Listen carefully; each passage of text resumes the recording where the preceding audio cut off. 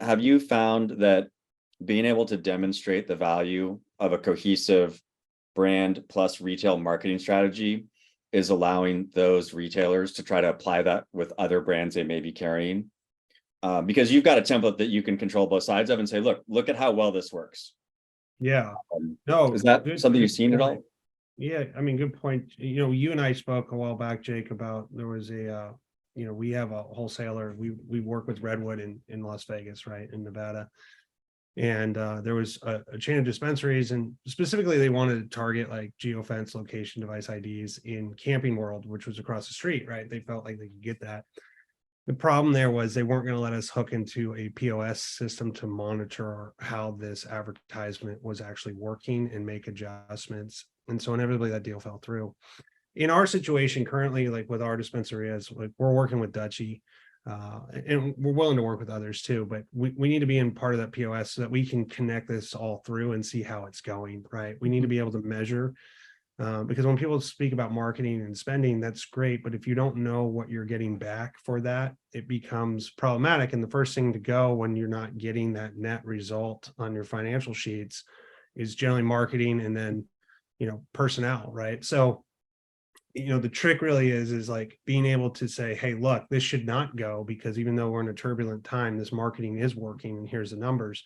But you got to be connected into the systems, those POS channels, to see how those advertisements are playing through the actual sales process, not just, hey, look, we got 8 billion impressions. That's great, right? That's a great start, right? But then being able to see what that is turning into revenue so that you can adjust your spend accordingly, or rework campaigns, or fix your sales funnel.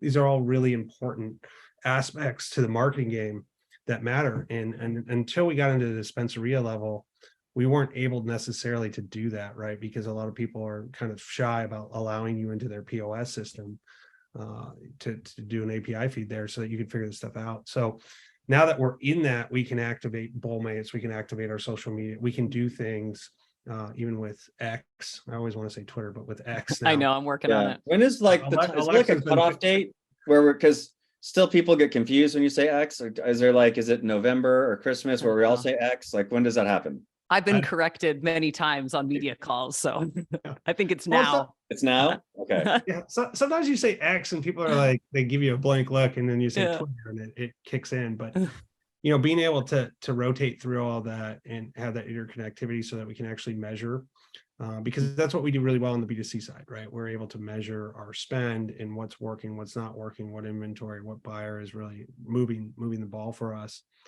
Being able now to do that on a ground level in a regulated market through a POS system is huge, right? Because it gives us all kinds of advantage, and it gives our licensees a massive advantage on that too, as well.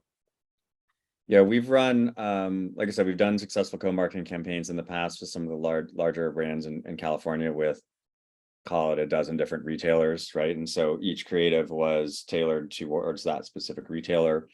We found that, but one thing that happens for a brand is, the reality is consumers, even if they come in through your marketing channel and they're likely to buy your product, they're going to buy other stuff too, right? That's just what happens. People want different things when they fill up their basket at a dispensary.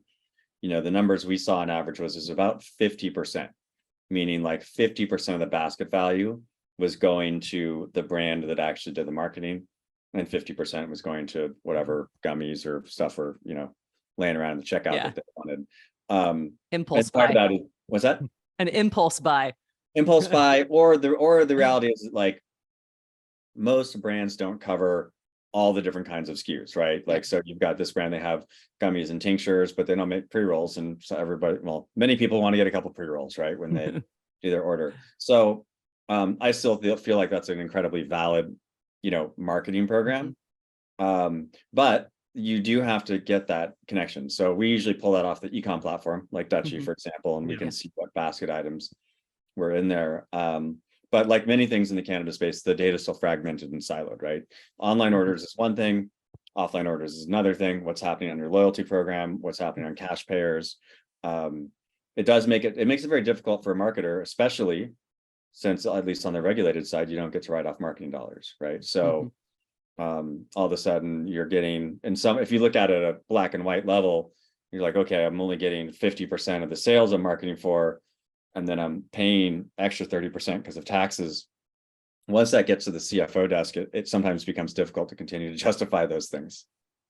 Well, I think you got to look at lifetime customer value too. Right? Exactly. There's an aspect that I think people miss a lot when they're looking at those basic black and white numbers. Like if that customer has a value, maybe you broke even or lost a little money in that first buy by that customer, but over time, that can be a very profitable customer for you, right? So, there's another metric that we look at, right, between our email campaigns and everything we're doing on how many emails are being opened, how many purchases are being made. Like we're evaluating that lifetime customer value, right? Because we have the paid side, and then we have the social media side, and then we have Bullmates, and then we have the POS system. So we can see this traffic coming in and what they're buying, and start comparing notes on what that lifetime customer value is with an individual, right? And how engaged, how active they are at buying. And it's pretty incredible. I mean, even on Tommy's side, just on the CBD that was set up, by Brandon and Steve Gunn, like that lifetime subscription customer value that's there that just rolls through month after month is pretty amazing, that what those guys were able to achieve on something basic like that. So, the goal is to optimize that across into the regulated market as well. And that's really what we've been working on. But, it's amazing if you start looking at it more from that sense. We were having this conversation about weed maps, and there was a massive attrition rate for some of the advertisement there, but the 19 or 20 or 30%, depending on the brand and the advertisement done by weed maps that was staying, still had a massive lifetime value, right? So even though that initial buy wasn't, didn't look necessarily scalable, the lifetime value of some of those customers could definitely get there.